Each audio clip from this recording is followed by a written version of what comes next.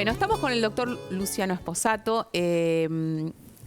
Recuerdan, hace algunos meses hablábamos sobre un trabajo que él no sabíamos que había presentado, que tenía que ver la relación de la fibrilación auricular con el accidente cerebrovascular. Hoy puntualmente vamos a hablar del accidente cerebrovascular, pero también va a haber una relación evidentemente entre que una de estas puede ser las principales causas de tener un accidente cerebrovascular en una edad adulta joven, ¿no? Porque lamentablemente esto pareciera ser como un patrón que se empieza a instalar. Son cada vez más los adultos jóvenes que sufren de un accidente cerebrovascular y uno dice, ¿por qué? ¿Por qué ahora? ¿Por qué ahora tanto y antes no se sabía o no pasaba tanto? Bueno, bienvenido, Luciano, ¿cómo va? Un placer, muchas gracias. Bueno, a ver, ¿esto no pasaba tanto o está pasando más o se sabe más o se identifica más? Mira, es un fenómeno que justo estuve estudiando hace muy poquito tiempo porque se dice en muchos lugares que hay más ACVs en gente joven. Sí.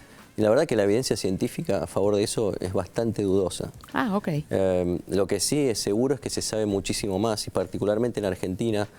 Yo me acuerdo en el 2007 cuando empezamos a tratar de difundir qué es el ACV, cuáles son los síntomas. Nadie sabía que era un ACV y hoy todo el mundo sabe, incluso dice, me va a agarrar un ACV por hacer tal cosa. O sea que Total. es una frase que ya está instalada impuesta en la sociedad. Y dentro de eso, cuando una persona joven tiene un ACV, se comenta mucho más, se sabe, entonces hay como una percepción indirecta de que hay más casos. Pero la verdad es que en estudios epidemiológicos no hay un aumento muy claro.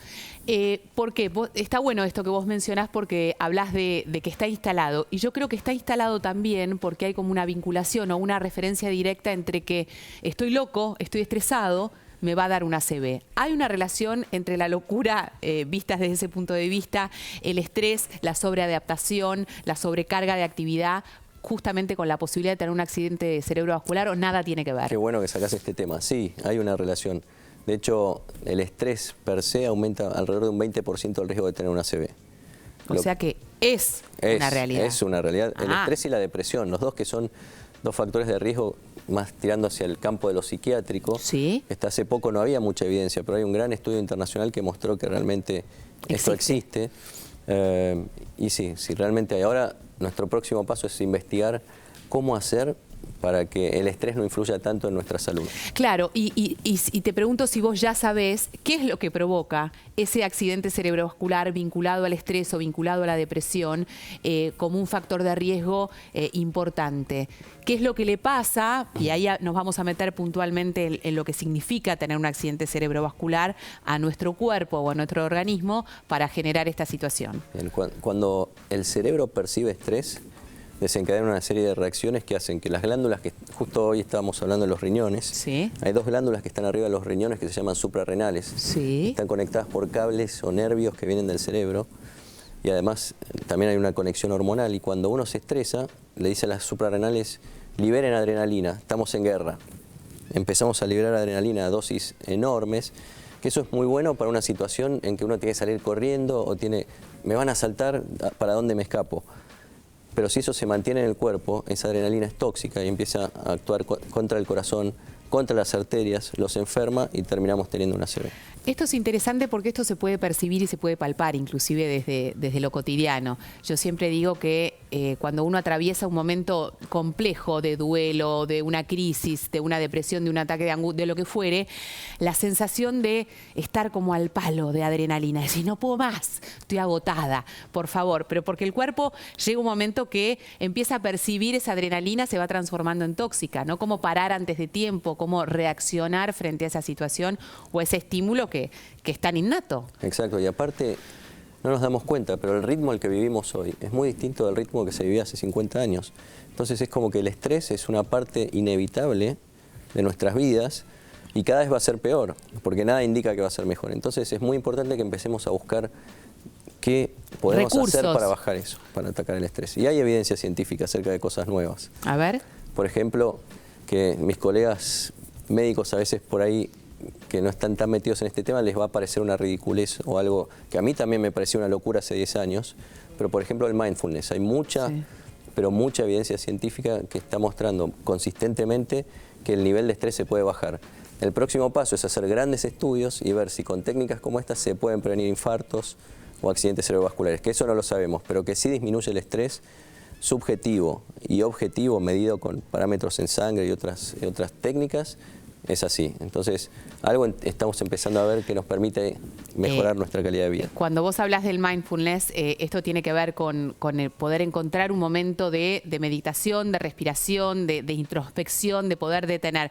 Y eso es visible, o sea, eso se palpa enseguida. Si vos estás con un nivel de acelere, un nivel de angustia, un nivel de ansiedad desmedido, y podés volver a esa situación de origen, como digo yo, como casi como en posición fetal y decir, bueno, acá me quedo, aunque sea 5 minutos por día, bueno, evidentemente tiene una evidencia científica que ocurre. Después, bueno, veremos cuánta será la incidencia entre si detiene o no el accidente cerebrovascular. No lo sabemos aún.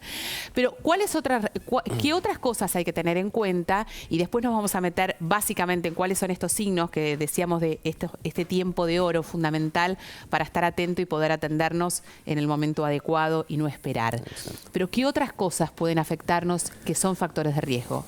Hipertensión arterial es el más frecuente. Sí. Alrededor del 80% de las personas que tienen una ACV son hipertensas y muy pocas están tratadas. Cigarrillo, sedentarismo, o sea, hacer ejercicio nos protege contra muchísimas cosas. La diabetes. Y hay uno que cada vez es más importante, que es la fibrilación auricular, que es lo que nosotros investigamos.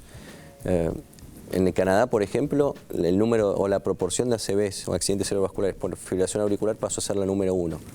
Y con este estudio que vos mencionabas, nosotros vimos que 1 de cada 2 pacientes, si uno investiga y busca bien esa fibrilación auricular, puede terminar teniendo fibrilación auricular como causa de la ACV.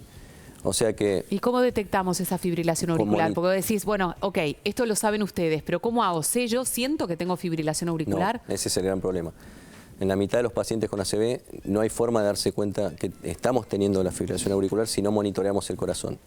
Entonces hay varios dispositivos que se pueden usar desde parches, relojes o algunos que se inyectan, ni siquiera se corta la piel, se inyectan debajo de la piel y se pueden usar durante 2 o 3 años y monitorean nuestro ritmo cardíaco, lo mandan a una central, esa central lo lee y le avisa al médico cuando estamos... ¿Pero eso es para detectar fibrilación auricular o la detección de que uno tiene fibrilación auricular se puede hacer a través de un estudio de rutina y en función de ese diagnóstico se lo mide o se lo controla para evitar que esa fibrilación auricular termine desencadenando un accidente cerebrovascular? Para detectarla, para poder hacer el diagnóstico. Claro, es tan importante, o sea que es complejísimo. Y sí, porque viene por segundos. Por lo menos ahora, ¿no? Por ahí de acá a unos años no lo sé. Yo creo que con las tecnologías que uno usa, como el reloj o cosas que van a ser mucho más pequeñas en el futuro, va a aumentar muchísimo el número de diagnósticos de fibrilación auricular, sin dudas. Ahora hay que inyectar algo, pero en el futuro me pongo el reloj y mi médico va a saber qué me está pasando absolutamente en todo mi cuerpo. ¿Cuánto tiempo demanda o cuánta información necesitan ustedes para detectar una fibrilación auricular? 30 segundos de arritmia y ya está. 30 segundos de arritmia. Pero la fibrilación auricular no es cualquier arritmia. No, es una arritmia que es... Porque si no, el que tiene arritmia va a decir, uy, voy a tener una ACV porque tengo una arritmia. No, es muy característico, es un ritmo, digamos, mejor dicho, es falta de ritmo total.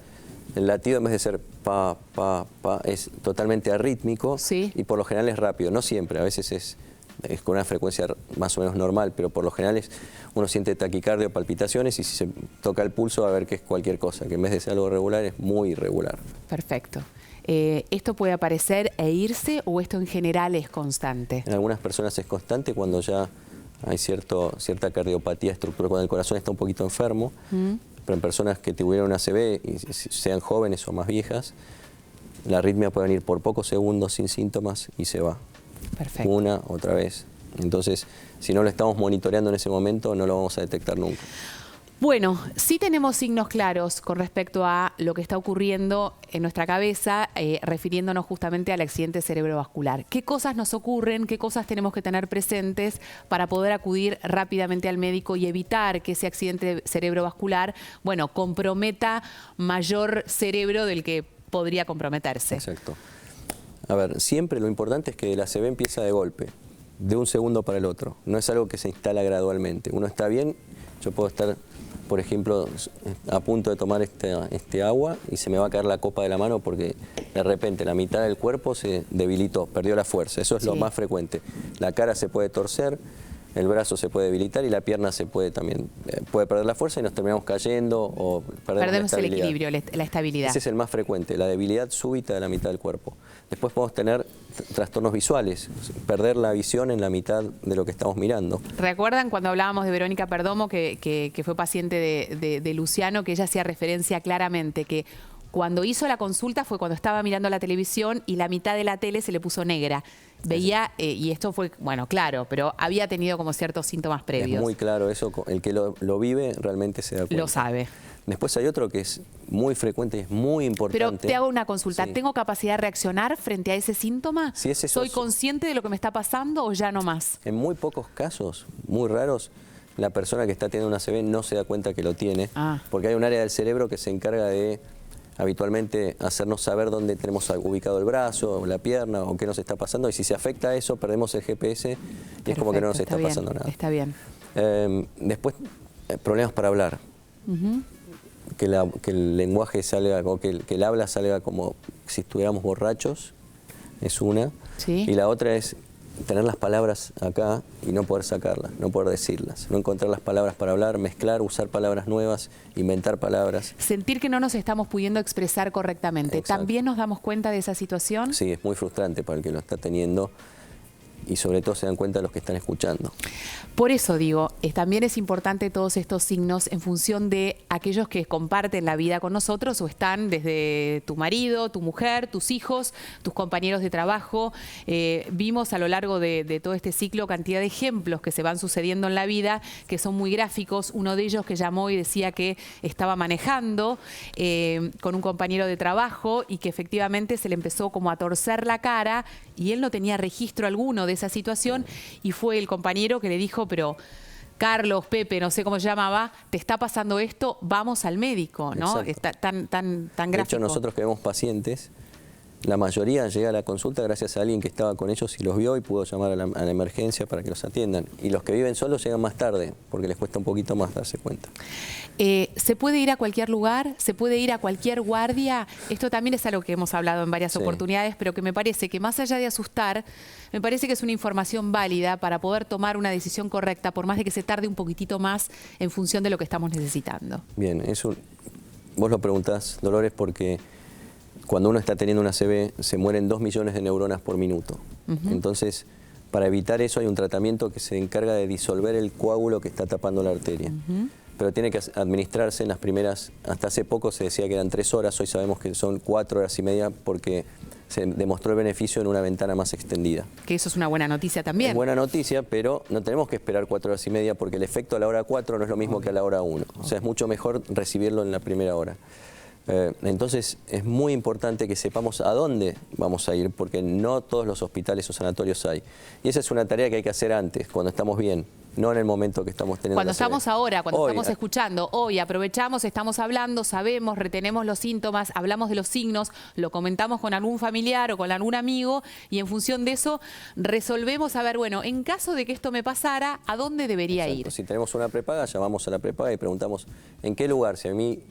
Si yo tengo una ACV, me pueden tratar. Tengo esto, claro. Hay que preguntar bien dónde se recibe el tratamiento que se llama TPA, hay neurólogos de guardia, cómo me van a atender. Es muy importante porque lo que se haga en esas 4 horas y media va a determinar el destino de esa persona para toda su vida y el de su familia que se va a tener que hacer cargo de esa persona. A ver, porque Luciano habla de hacerse cargo de esa persona y acá también hay un punto importantísimo, que hoy gracias a Dios en la Argentina, gracias al sistema médico también, bueno, se salva mucha gente, se mueren menos de los que se salvan por tener un accidente cerebrovascular, pero la lesión del cerebro puede ser muy significativa y esa persona puede perder cantidad de herramientas y por ende calidad de vida que, bueno, hacen que, ¿para qué en estas circunstancias, no? Claro, tengamos en cuenta que la ACV es la primera causa de discapacidad en adultos. Claro. Y el tratamiento que se da en las primeras 4 horas y media es para disminuir las chances de que uno quede discapacitado de por vida. O sea, tan importante es. Sí, es el destino de la persona, la familia y muchas cosas más. Entonces, es muy importante y yo creo que si no hacemos esa tarea de averiguar dónde recibimos el tratamiento, porque realmente son muy pocos los lugares en Argentina donde se recibe, cuando ya el paciente está o la persona está teniendo la ACV es demasiado tarde, no hay tiempo. Y cuando hablamos digamos, de cuáles son los efectos pueden tener que ver con la movilidad, pero también tienen que ver con la capacidad neuronal, ¿no? Con el habla, no sé, con una cantidad de funciones que vos nos podrás decir mejor. No hay nada más discapacitante que no poder comunicarse, por ejemplo. Habitualmente este tratamiento se usa para cuadros moderados a severos, que se miden con una escala, que tiene que dar más de 5 puntos. Pero si una persona tiene exclusivamente trastorno del lenguaje, en la escala está menos de 5, pero el trastorno del lenguaje, como no poder expresarse, es tan importante para la vida diaria que a esos pacientes también los tratamos por más que no cumplan ese criterio. Perfecto. O sea que es realmente muy, muy importante. Nos focalizamos en los adultos jóvenes como una situación que lamentablemente va en aumento en función de todos estos factores de riesgo que hablábamos. ¿Qué pasa con los adultos mayores? ¿También por el hecho propio de la degeneración del organismo aumenta el factor de riesgo o no? Y sí.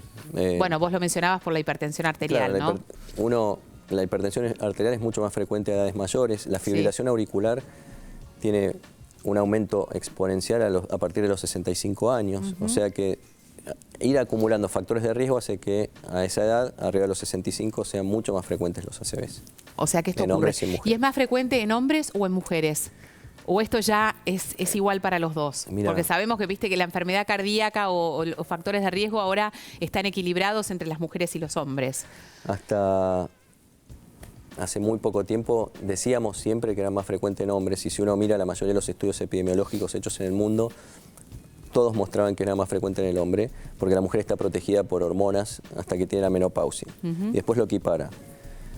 Pero acabamos de terminar de hacer un estudio en Argentina que vamos a estar presentando mañana en la Sociedad Argentina de Cardiología. ¿Y que nos estás anticipando? Te voy a anticipar un dato. No, todos. Y es que las curvas en el hombre y la mujer son exactamente iguales. O sea que en Argentina, por lo menos, la cantidad de mujeres y de hombres que tienen una ACV en proporción a la población total de mujeres y de hombres es igual.